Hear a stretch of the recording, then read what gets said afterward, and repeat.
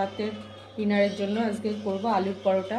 যে আলু পুর করে নিয়েছি, আটা মেখে রেখেছি, আটা দিয়ে করব। আর নিয়েছি সাদা তেল আর ঘি।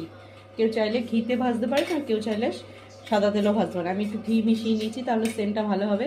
এবার এগুলোকে এক এক করে লেচি বেজে নেব। এরকম পুর ভরে নিচ্ছি, পুর ভরে মুখটাকে বন্ধ করে দেবো।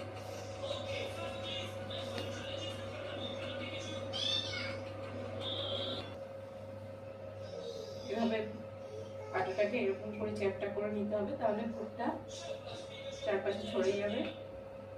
আর হালকা করে বেলে নিতে হবে। আমি এটাকে একটু তেল পেস্ট করে দিলাম। কেউ চাইলে ঘি দিয়ে করতে পারেন, আমি তেল আর ঘি মিশিয়ে করছি। এই দেখুন পরোটাটা খুব সুন্দর হয়েছে দেখতে। এই আলু পরোটা সস বা আচার দিয়ে খেতে খুব ভালো লাগে।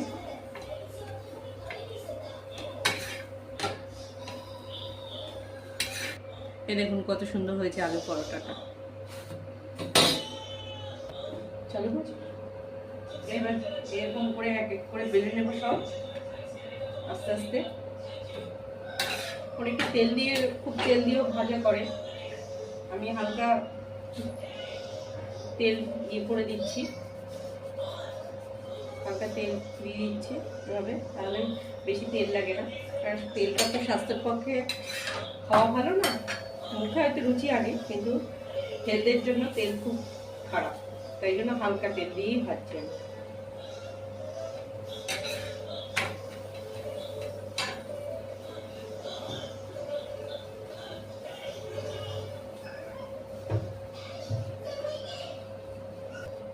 এরকম করে প্রত্যেকটা পরোটা ভেজে নেব এক এক করে।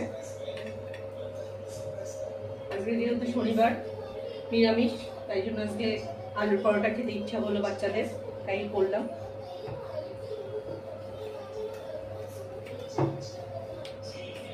আলুর পরোটা করার বেলাটাই টাফ।